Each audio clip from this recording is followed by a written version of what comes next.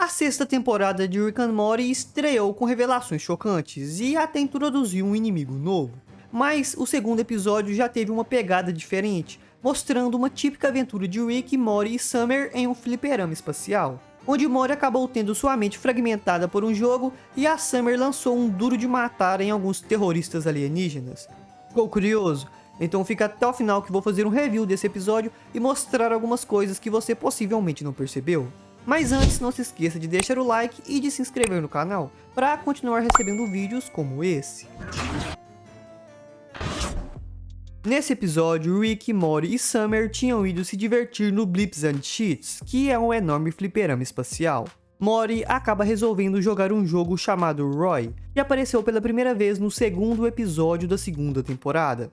Nesse jogo, os jogadores assumem o papel de um cara chamado Roy, e o objetivo é viver a vida do personagem desde a infância até a morte, superando os obstáculos que aparecerem ao longo do caminho.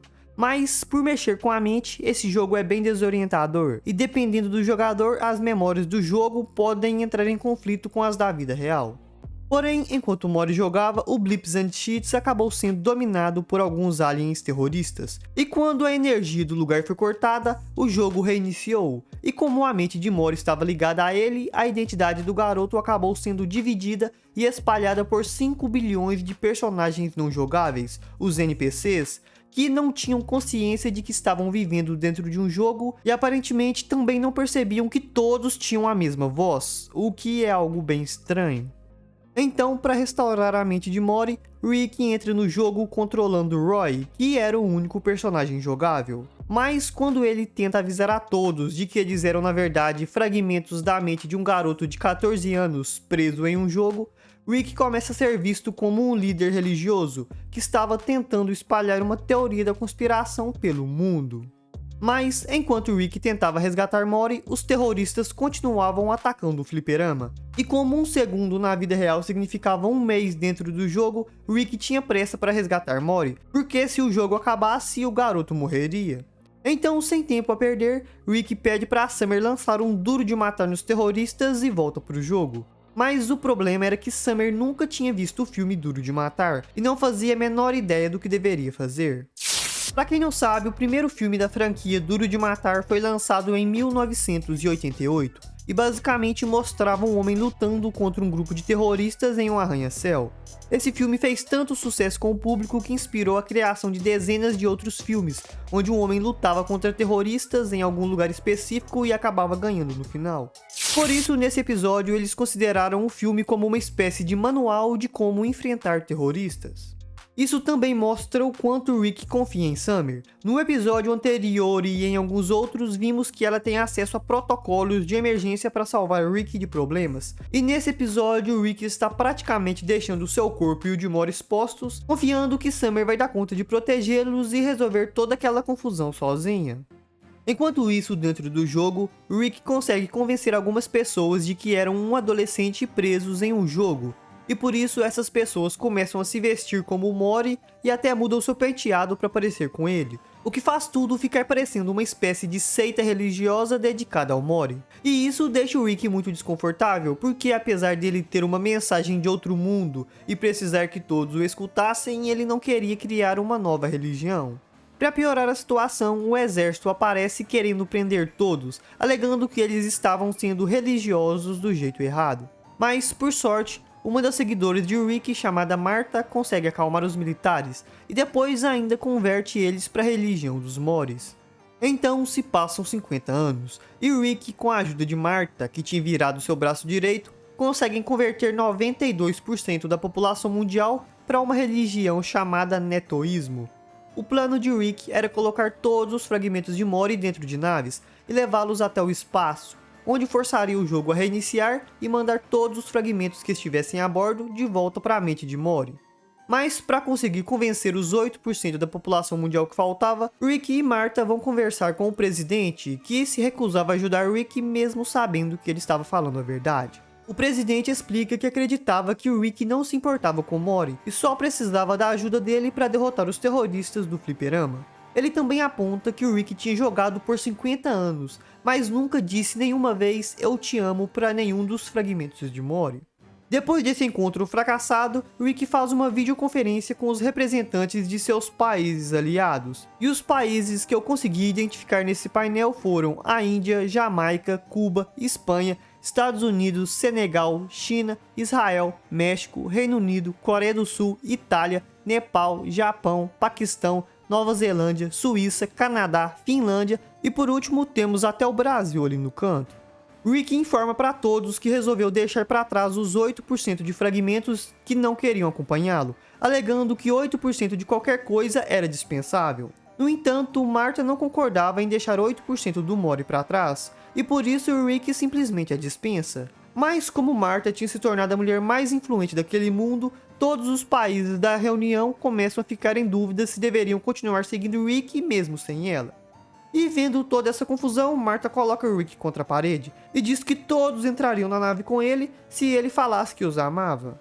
Mas Rick acaba demorando para responder e vários países impacientes acabam declarando guerra santa. Com isso, o mundo todo entra no caos, com os seguidores de Rick lutando contra os seguidores de Martha, que agora queria ficar no jogo. Esse conflito todo serve para mostrar o quanto Mori se sente inseguro e carente do amor de seu avô, e também mostra a incapacidade de Rick de demonstrar afeto por aqueles que ele ama, já que essa bagunça toda podia ter sido evitada com apenas um "eu te amo". Mas também temos que lembrar que o Rick perdeu sua esposa e filho original, então ele pode ter medo de demonstrar amor por alguém e depois acabar se machucando.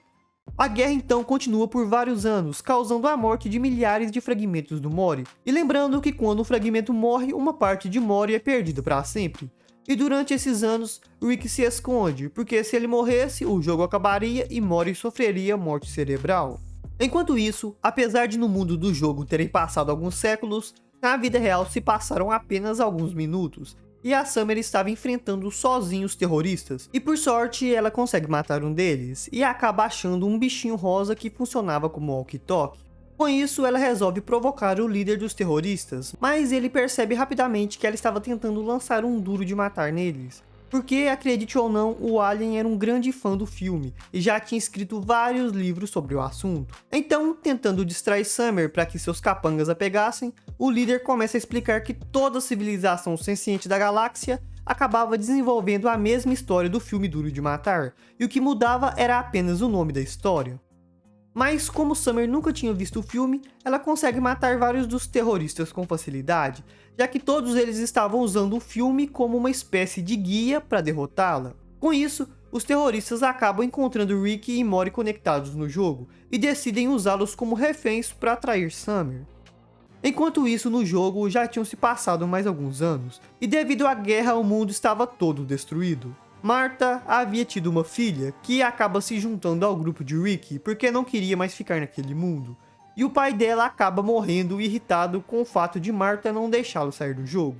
Muito abalada com suas perdas, Martha vai atrás de Rick, que já estava extremamente velho e prestes a morrer, e diz que ia pedir para que seus seguidores o acompanhassem para fora do jogo, porque ela tinha percebido que muitas pessoas só estavam ficando por lealdade a ela e não porque queriam permanecer naquele mundo. Porém, Martha tinha uma condição para fazer tudo isso, que é revelada mais pra frente no episódio. De volta ao mundo real, Summer tinha sido capturada pelos terroristas, mas ela acaba revelando que tinha aprendido um pouco mais sobre Duro de Matar, depois que leu o final de um livro que o líder terrorista tinha esquecido no banheiro. E por isso, igual no filme, ela tinha colado uma arma em suas costas. E ao mesmo tempo que ela pega sua arma, Rick e todos os fragmentos de Mori saem do jogo, e eles encurralam os terroristas. Com isso, um dos aliens acaba se revoltando e comendo seu chefe, o que faz todos os outros terroristas fugirem assustados. Depois disso, enquanto todos iam embora, vemos que Mori parecia um pouco estranho, falando que confiava cegamente em Rick. Então, mais tarde, vemos alguns funcionários do Blips and Cheats levando a máquina quebrada do jogo Roy para o armazenamento, e descobrimos que o Rick havia comprado o jogo e pago para que deixassem ela ligada em uma bateria, e que agora a história do jogo seguia uma velhinha vivendo uma vida plena. Tudo indica que a condição que Martha propôs para deixar os fragmentos irem embora era que o Rick deixasse ela para trás vivendo o resto de sua vida dentro do jogo. E muito provavelmente os 8% que não gostavam de Rick também devem ter ficado para trás. E como eles representavam a parte de Mori que não confiava em Rick, Isso explicaria o novo nível de confiança que o garoto tem em seu avô.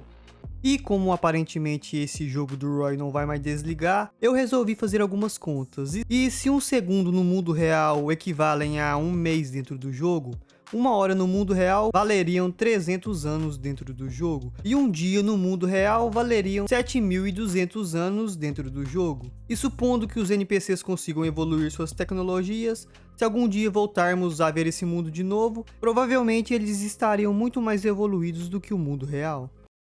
E esse foi o review do segundo episódio da sexta temporada de Rick and Morty. Deixa aí nos comentários se você gostou desse episódio ou não. Valeu e fui!